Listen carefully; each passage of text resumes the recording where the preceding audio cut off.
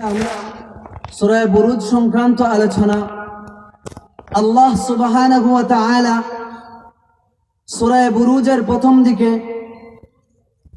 3 আয়াতে 4 বার কসম খেয়েছেন। 3 আয়াতে 4 বার কসম খেয়ে আল্লাহ সুবহানাহু ওয়া তাআলা 4 নম্বর আয়াতে গুরুত্বপূর্ণ কথা বলেছেন। কসম খাওয়ার পরে গুরুত্বপূর্ণ কথাটা কি? আল্লাহ সুবহানাহু ওয়া তাআলা কসম খেয়ে গুরুত্বপূর্ণ কথা এই জন্য বলেছেন যাতে করে কসম খাওয়ার পরে যে কথাটা বলা হয় এই কথাটার গুরুত্ব আরো বেশি বাড়ানোর জন্য। মুফাসসিরিনে কেরাম তাফসীরের কিতাবের মধ্যে লিখেছেন, আল্লাহ যেহেতু এমনিই গুরুত্বশীল, আল্লাহর কথা তো এমনিই সত্য, তারপরেও কেন কসম খেয়েছেন? সমস্ত মানুষদেরকে শিক্ষা দেওয়ার জন্য। মুহাম্মদ রাসূলুল্লাহ সাল্লাল্লাহু আলাইহি ওয়াসাল্লাম এবং সাহাবায়ে কেরামদেরকে ডাইরেক্ট, আর মুহাম্মদ রাসূলুল্লাহ এবং সাহাবায়ে কেরামের মাধ্যমে উম্মতে মুহাম্মদীদেরকে ইনডাইরেক্ট, যাতে করে একথা বোঝা যায় কসমের মাধ্যমে যে কথা বলা হয় সেই কথার গুরুত্বটা বেশি। সেই কথার গুরুত্ব কতটুকু বেশি? মুফাসসিরিনে কেরাম তাফসীরের কিতাবের মধ্যে, তাফসীরে নাসাবির মধ্যে উল্লেখ করেছেন যে আল্লাহ সুবহানাহু ওয়া তাআলা এক এক করে 4টা কসম খেয়েছেন।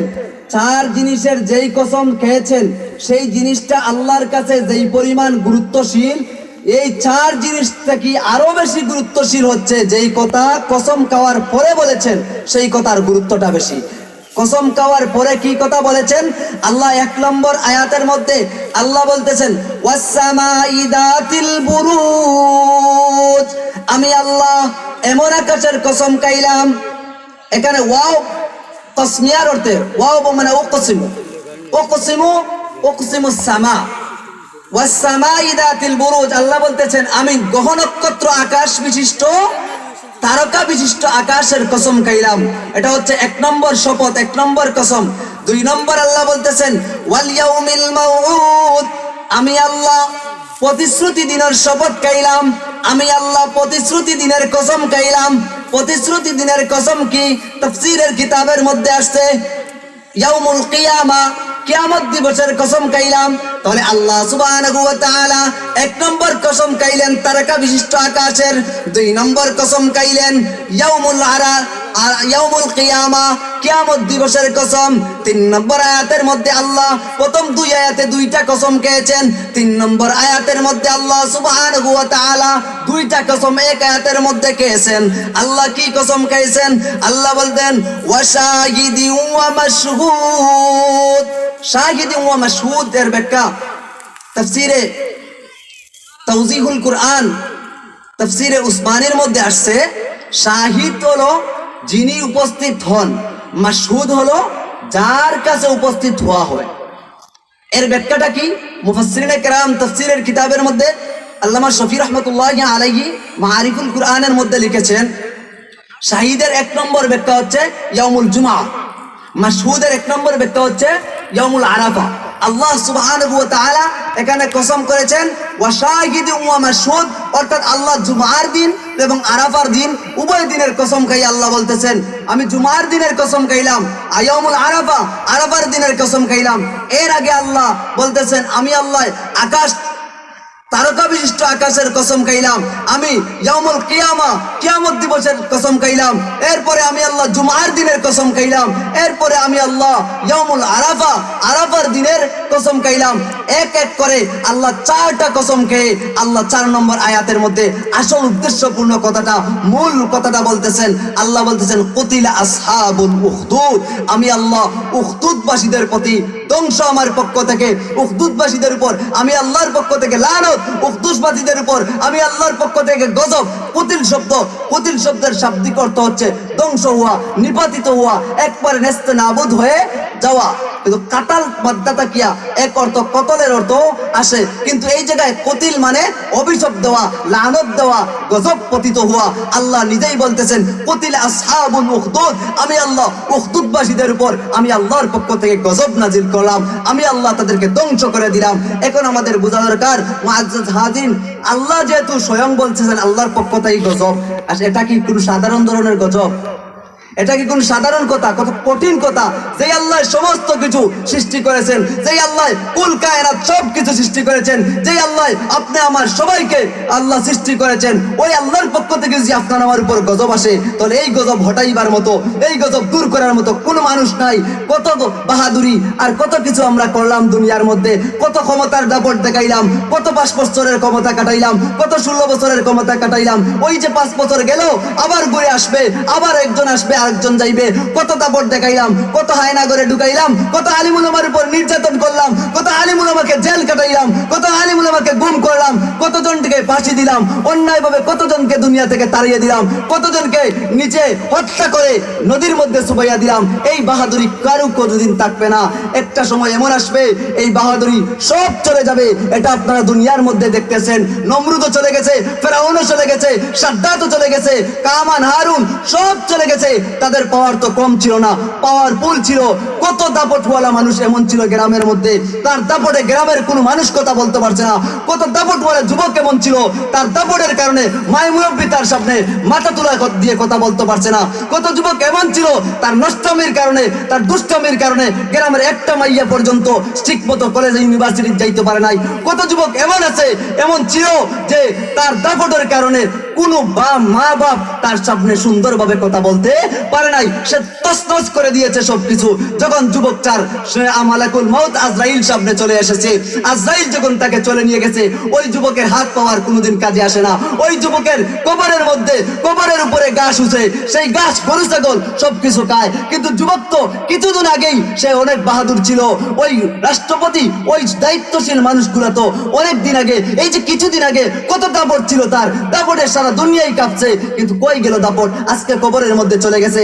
তার কবরের উপরে ঘাস উঠেছে, গরু বাছল সবকিছু ওই ঘাস খাইতেছে, কিন্তু তারাইবার মতো তার কোনো ক্ষমতা নাই। কই গেল? আইনাল মুতাকাব্বিরুন আইনাল জব্বারুন, অহংকারীরা কই? বরত্ব দেখে নেওয়ালা কই? তোমাদের সাহস কোথায়? কাল কিয়ামতের ময়দানে, যখন হাসরের ময়দানে আল্লাহর সামনে দাঁড়াইতে হবে, আল্লাহর সামনে হিসাব দিতে হবে, 5 বছরের হিসাব দিতে হবে, 16 বছরের অবৈধভাবে হিসাব দিতে হবে। এগুলার কি কোন কাজে আসবে? কোনো কিছু কাজে আসবে না। আল্লাহর সামনে দাঁড়াইবেন, আল্লাহ কাঠ করায় দাঁড়াই করবেন, প্রত্যেকটা পঙ্কানুপঙ্কানুভাবে হিসাব দিতে হবে। এই জন্য দুনিয়া বাহাদুরের জায়গা না। দুনিয়া হচ্ছে একটা শস্য ক্ষেত, পরকালের জন্য দুনিয়ার মধ্যে কামাই করে যেতে হবে। আল্লাহ সুবহানাহু ওয়া তাআলা এই কথা এই আয়াতের মধ্যেই বলতেছেন, কুতিলা আসহাবুল উখদুদ। এর মানে আমি আল্লাহ উখদুদবাসীদের উপর ধ্বংস নাজিল করলাম। এর ব্যাখ্যায় মুফাসসিরিনে কেরাম লিখেছেন, শুধু উখদুদবাসীদের নয়, কিয়ামত পর্যন্ত আনেওয়ালা উম্মত, উম্মতে মুহাম্মদী হক্কানি যে সমস্ত মানুষরা আছে, হক্কানি আলিম উলামার উপর যেইভাবে অন্যায় করা হবে, যেইভাবে নির্যাতন করা হবে, যেইভাবে নিপীড়ন করা হবে, এই উখদুদবাসীকে যেইভাবে ধ্বংস করা হয়েছে, ফেরাউনকে যেভাবে ধ্বংস করা হয়েছে, হামানকে যেভাবে ধ্বংস করা হয়েছে, সাদ্দাতকে যেভাবে ধ্বংস করা হয়েছে, উম্মতে মুহাম্মদীর উপর যদি অন্যায়ভাবে স্টিম রুলার চালানো হয়, আলিম উলামাদের উপর যদি অন্যায়ভাবে স্টিম রুলার চালানো দেওয়া হয়, উখদুদবাসীদের উপর যেইভাবে গজব নাজিল হয়েছিল, আল্লাহর পক্ষ থেকে একটা সময় এমন আসবে আপনার আমার উপরও, যারা অত্যাচারী, যারা জুলুমগার, তাদের উপরও আল্লাহর পক্ষ থেকে গজব নাজিল হবে। কথা ঠিক কিনা? এই জন্য মুআজ্জাজিন মুসলমানরা মাঠে ঘাটে হাটে বাজারে সবখানে নির্যাতিত নিপীড়িত। কথা ঠিক কিনা? মুসলমানরা সব জায়গায় মার খাইতেছে, মুসলমানরা অন্যায় ভাবে মার খাইতেছে, মুসলমানরা অন্যায় ভাবে জুলুমের শিকার হইতেছে। মুসলমান দেশে হাটে ঘাটে সব জায়গায় শিকার হইতেছে। মিয়ানমারের মুসলমান নির্যাতিত, আরকানের মুসলমান নির্যাতিত, ইরাকের মুসলমান নির্যাতিত, ফিলিস্তিনের মুসলমান নির্যাতিত, প্রত্যেকটা রাষ্ট্রের মুসলমান নির্যাতিত। এই নির্যাতিতর সবর দেওয়ার জন্য আল্লাহ সুবহানাহু ওয়া তাআলা সূরা বুরুজের মধ্যে সান্ত্বনা দিতেছেন। আল্লাহ রাসূল সাল্লাল্লাহু আলাইহি ওয়াসাল্লামের মাধ্যমে জানিয়ে দিতেছেন, আপনি আপনার উম্মতদেরকে বলে দিন, যারা তাদের উপর নির্যাতন করছে তারা সবর করার জন্য, যেইভাবে আমি আল্লাহ উখদুদবাসীদেরকে ধ্বংস করেছি তারাও সবর করবে। একটা সময় এমন হবে, আমি আল্লাহ এক কাপড়ে দেশ থেকে বাইর করে দিব, আমি আল্লাহ কোনো কিছু খাওয়ার তৌফিক দিব না, এক কাপড়েই দেশ থেকে তাড়িয়ে দিব, আমি আল্লাহ গজব নাজিল করব। কথা ঠিক কিনা? এই জন্য আসহাবে উখদুদ যারা, এই উখদুদবাসীদের উপর আল্লাহর লানত, আল্লাহর গজব। এখন আমাদের বোঝা দরকার মুআজ্জাজ হাদিন, উখদুদবাসী কারা? আল্লাহর পক্ষ যেহেতু যাদের উপর গজব, এই জাতিরে চিনার দরকার না? আল্লাহ কুরআনের মধ্যে এই আয়াতের আলোচনার মধ্যে বলতেছেন, কুতিলা আসহাবুল উখদুদ, উখদুদবাসীদের উপর ধ্বংস গজব আমি আল্লাহর পক্ষ থেকে। উখদুদবাসী কারা? পরের আয়াতে তাদের কিছু আংশিক পরিচয় দিতেছেন। আল্লাহ বলতেছেন আন্নারি দাতিল ওয়াকুদ, এরা এমন জাতি, এমন এমন জাতি এরা, আন্নারি দাতিল ওয়াকুদ, যারা আগুনের ইন্ধন জ্বালিয়েছে, যারা গর্ত করে গর্তের মধ্যে আগুন জ্বালিয়ে মুসলমানদেরকে হত্যা করেছে, আগুন দিয়ে যারা খেলামেলা করেছে, আগুনের মধ্যে মুসলমানদেরকে পুড়েছে, আগুনের মধ্যে মুসলমানদেরকে নির্যাতন করেছে। আন্নারি দাতিল ওয়াকুদ, ইন্ধনযুক্ত আংরা দিয়ে তারা আগুন জ্বালিয়েছিল, এমন জাতি হচ্ছে আসহাবুল উখদুদ। এরপরের অংশে আল্লাহ বলতেছেন ইজহুম আলাইহা কুউদ, শুধু তাই নয়, স্মরণ রাখো, ইদ আই উজকুর, স্মরণ রাখো, ইজহুম আলাইহা কুউদ, তারা আগুনের গর্তের চতুর্দিকে বসা ছিল, মুসলমানদেরকে নির্যাতন করতেছে, আগুনের মধ্যে পালাইছে, আর তারা মুসলমান আগুনের মধ্যে জ্বলতেছে, তারা চতুর্দিকে বসে দেখতেছে। আল্লাহ বলতেছেন ইজহুম আলাইহা কুউদ, তারা চতুর্পাশে গর্তের চতুর্পাশে বসা ছিল। ওয়াহুম আলা মা ইয়াফআলুনা বিল মুমিনিনা শুহুদ, এরপরে আল্লাহ তাদের পরিচয় দিয়ে বলতেছেন ওয়াহুম, আর তারা এমন মানুষ, আলা মা ইয়াফআলুনা বিল মুমিনিনা শুহুদ, মুমিনদের সাথে তারা কি আচরণ করছে, মুমিনদের সাথে তারা যে আচরণ করছে নিজ চর্মচক্ষে তারা কাছে বসে তা দেখছে। এরা আসহাবুল উখদুদবাসীরা। হ্যাঁ, উখদুদবাসীরা কারা? কিছু পরিচয় কোরআনের মধ্যে দেওয়া হয়েছে, এর সবিস্তারে পরিচয় তাফসীরের কিতাবের মধ্যে আসছে। তাফসীরের কিতাবের মধ্যে কি আসছে? মুফাসসিরিনে কেরাম তাফসীরের কিতাবের মধ্যে লিখছেন ইরানের নাজরান শহরে এক অত্যাচারী জালিম বাদশা ছিল। অত্যাচারী জালিম বাদশা দেশে নাই, আমাদের দেশে নাই, ভারতে নাই, ইরাক ইরানে নাই। প্রত্যেক রাষ্ট্রের মধ্যে কেউ না কেউ একবার আসবে, একবার যাবে, একবার আসবে, একবার যাবে। অত্যাচারী আসবে, আবার চলে যাবে, আবার আসবে, আবার চলে যাবে। ভালো আসবে, খারাপ আসবে, ভালো আসবে, খারাপ আসবে। এটাই দুনিয়ার নিয়ম। আল্লাহ সুবহানাহু ওয়া তাআলা কোরআনের মধ্যে বলেছেন, মুফাসসিরিনে কেরাম তাফসীরের কিতাবের মধ্যে লিখেছেন ইরানের নাজরান শহরের এক বাদশা ছিল, জালিম বাদশা। হ্যাঁ, ছিল ইহুদি বাদশা, মুসলমান ছিল না। তার নাম ইউসুফ জুনওয়াজ ইবনে শারজিল। তাফসীরের কিতাবের মধ্যে আছে ইউসুফ জুনওয়াজ ইবনে শারজিল। এই ইউসুফ জুনওয়াজ ইবনে শারজিল তার রাষ্ট্র পরিচালনা করত। তার মন্ত্রী ছিল, মন্ত্রীটা ছিল, তাকে আরবিতে বলা হয় কাহিন। তাফসীরের কিতাবের মধ্যে আছে কাহিন। কাহিন মানে হচ্ছে গণক, যে জ্যোতিষবিদ্যার কাজ করে, গণার কাজ করে। তো কাহিনের মাধ্যমে সে রাষ্ট্র পরিচালনা করত ইউসুফ জুনওয়াজ ইবনে শারজিল। তো ইউসুফ জুনওয়াজ ইবনে শারজিল যখন তার রাষ্ট্র পরিচালনার সময় যে